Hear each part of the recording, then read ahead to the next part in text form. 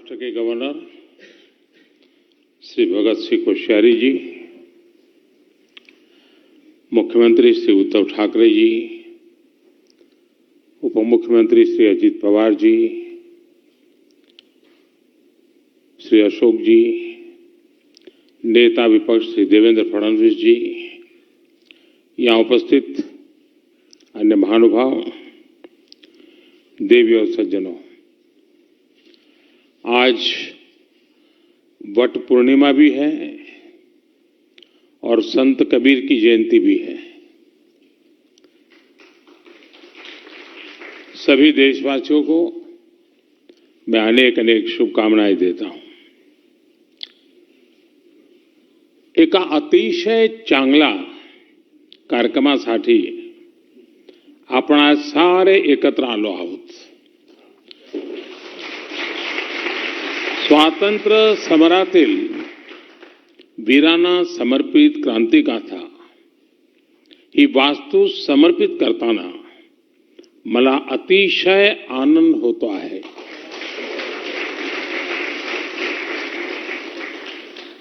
साथियों, महाराष्ट्र के राजभवन बीते दशकों में अनेक लोकतांत्रिक घटनाओं का साक्षी रहा है।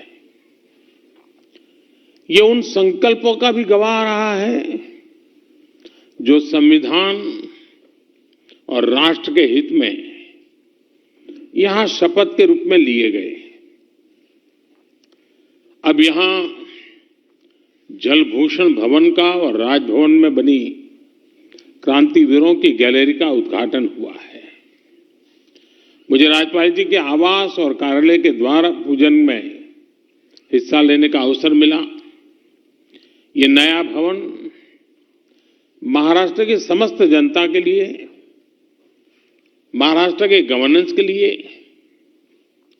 नई ऊर्जा देने वाला हो। और जैसा गवर्नर साहब ने कहा कि राजभवन नहीं लोक भवन है, वो सच्चे अर्थ में जनता जनार्दन के लिए एक आशा की किरण बनकर उभरेगा, ऐसा मेरा पूरा विश्वास है। और इस महत्वपूर्ण अवसर के लिए यहां के सभी बंधु बधाई के पात्र हैं। क्रांति गाथा से निर्माण से जुड़े इतिहासकार विक्रम संपत जी और दूसरे सभी साथियों को भी मैं अभिनंदन करता हूं। साथियों, मैं राजभवन में पहले भी अनेक बार आ चुका हूं। यहां कई बार रुकना भी हुआ है।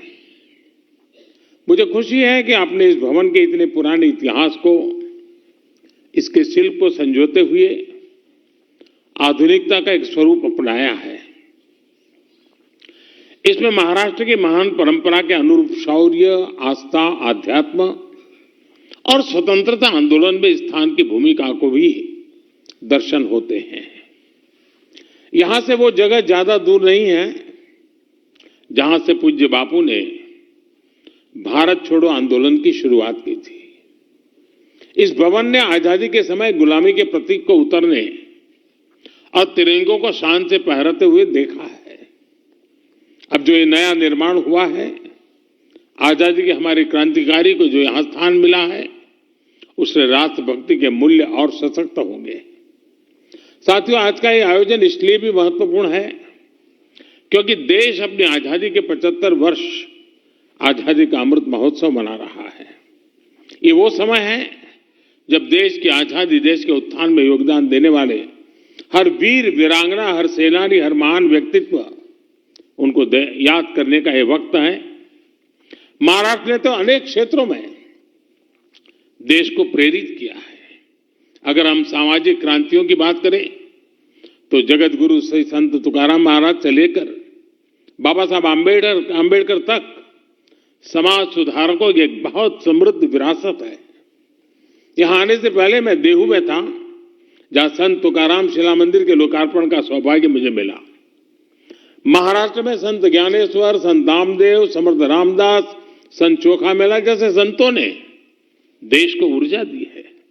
अगर स्वराज की बात करें तो छत्रपति शिवाजी महाराज और छत्रपति संभाजी महाराज का जीवन आज भी हर भारतीय में राष्ट्रभक्ति की भावना को और प्रबल कर देता है।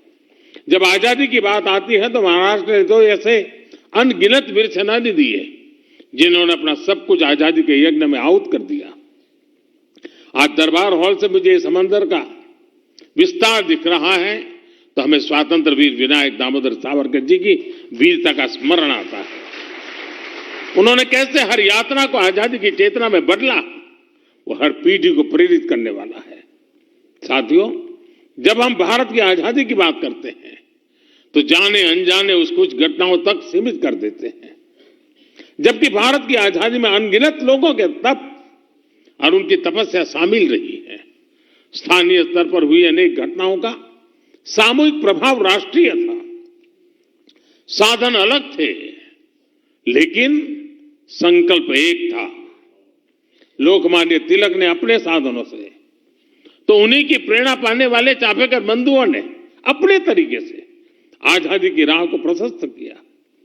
वासुदेव बलवंत फड़के ने आप अपनी नौकरी छोड़कर सशस्त्र क्रांति का रास्ता अपना, तो वहीं मैडम भीखाजी कामा ने संपूर्णता भरे अपने जीवन का त्याग कर आजादी की अलग जगाई। हमारे आज के तिरंगे की प्रेरणा का जो स्रोत है, उस झंडे की प्रेरणा मैडम कामा और श्यामजी कृष्ण वर्मा जैसे सेनानी थे। सामाजिक, पारिवारिक, वैचारिक भूमिकाएं चाहे कोई भी रही हो, आंदोलन का स्थान चाहे देश विदेश में कहीं भी रहा हो, लक्ष्य एक था, भारत की संपूर्ण आजादी। साथियों, आजादी का जो हमारा आंदोलन था उसका स्वरूप लोकल भी था और ग्लोबल भी था। जैसे गदर पार्टी दिल से राष्ट्रीय भी थी लेकिन स्केल में ग्लोबल थी। श्यामजी कृष्ण वर्मा का इंडिया हाउस लंदन में भारतीयों का जमावड़ा का, लेकिन मिशन भारत की आजादी का था। नेताजी के नेतृत्व में आजाद हिंद सरकार भारतीय हितों के लिए समर्पित थी लेकिन उसका दायरा ग्लोबल था। यही कारण है कि भारत के स्वतंत्र आंदोलन ने दुनिया के अनेक देशों को आजादी के आंदोलन को प्रेरित किया। लोकल से ग्लोबल की यही भावना हमारे आत्मनिर्भर भारत अभियान की भी ताकत है। भारत के लोकल को आत्मनिर्भर अभियान से राष्ट्रीय और अंतर्राष्ट्रीय स्तर की पहचान दी जा रही है। मुझे विश्वास है क्रांतिवीरों की गैलरी से यहां आने वालों को राष्ट्रीय संकल्पों को सिद्ध करने की नई प्रेरणा मिलेगी। देश के लिए कुछ कर गुजरने की भावना बढ़ेगी। साथियों, बीते 7 दशकों में महाराष्ट्र ने राष्ट्र के विकास में हमेशा से महत्वपूर्ण भूमिका निभाई है। मुंबई तो सपनों का शहर है ही है।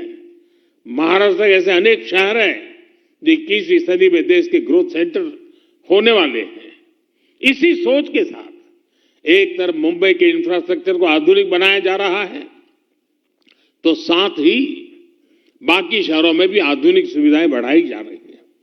आज जब हम मुंबई लोकल में होते हैं, अभूतपूर्व सुधार को देखते हैं, जब अनेक शहरों में मेट्रो नेटवर्क के विस्तार को देखते हैं, जब महाराष्ट्र के कोने कोने को आधुनिक नेशनल हाईवे से जुड़ते हुए देखते हैं तो विकास के सकारात्मकता का एहसास होता है।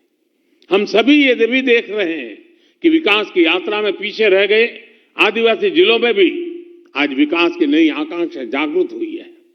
साथियों, आजादी के इस अमृत काल में हम सभी को ये सुनिश्चित करना है कि हम जो भी काम कर रहे हैं, जो भी हमारी भूमिका है, वो हमारे राष्ट्रीय संकल्पों को मजबूत करें। यही भारत के तेज विकास का रास्ता है। इसलिए राष्ट्र के विकास में सबका प्रयास के आह्वान को मैं फिर दोहराना चाहता हूं। हमें एक राष्ट्र के रूप में परस्पर सहयोग और सहकार की भावना के साथ आगे बढ़ना है, एक दूसरे को बल देना है। इसी भावना के साथ एक बार फिर जल भूषण भवन को और क्रांतिवीरों की गैलरी के लिए भी मैं सबको बधाई देता हूं।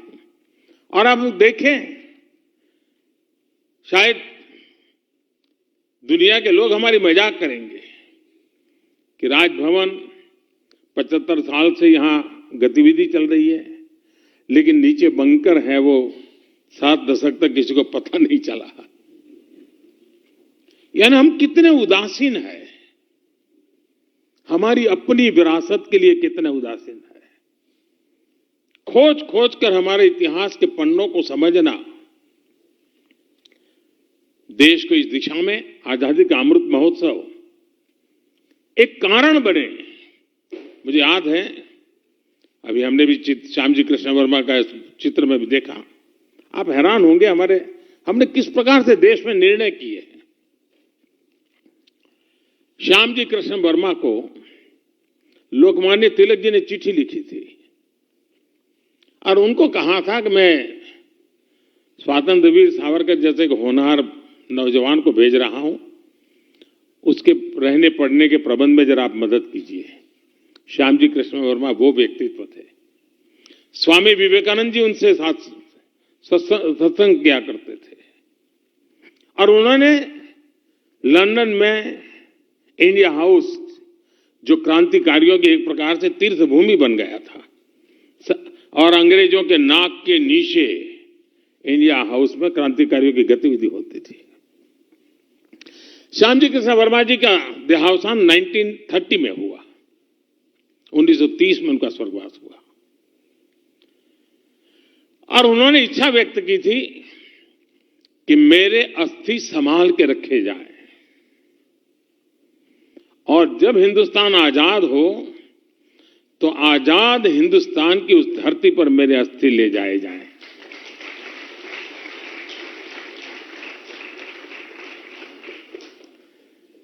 उन्नीस सौ 30 की घटना 100 साल होने को आए हैं, सुनकर के आपके भी रोंगटे खड़े हो रहे हैं। लेकिन मेरे देश का दुर्भाग्य देखिए, 1930 में देश के लिए मर मिटने वाले व्यक्ति, जिसकी एकमात्र इच्छा थी कि आजाद भारत की धरती पर मेरे अस्थि जाएं ताकि आजादी का जो मेरा सपना है, मैं नहीं मेरे अस्थि अनुभव कर ले, और कोई अपेक्षा नहीं थी। 15 अगस्त 1947 के दूसरे दिन ये काम होना चाहिए था कि नहीं होना चाहिए था? नहीं हुआ। और शायद ईश्वर के ही कोई संकेत होगा। 2003 में 73 साल के बाद उन अस्थियों को हिंदुस्तान लाने का सौभाग्य मुझे मिला।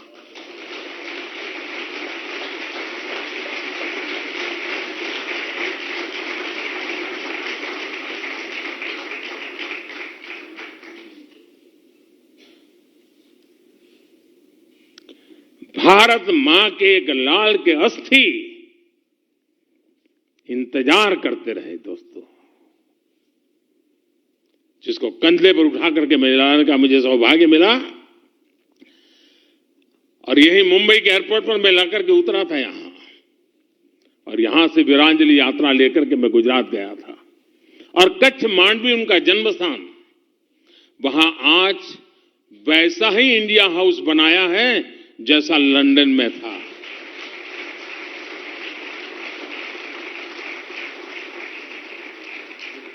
और हजारों की तादाद में स्टूडेंट्स वहां जाते हैं, क्रांतिवीरों की इस गाथा को अनुभव करते हैं। मुझे विश्वास है कि आज जो बंकर किसी को पता तक नहीं था, जिस बंकर के अंदर वो सामान रखा गया था जो कभी हिंदुस्तान के क्रांतिकारियों की जान लेने के लिए काम आने वाला था, उसी बंकर में आज मेरे क्रांतिकारियों का नाम।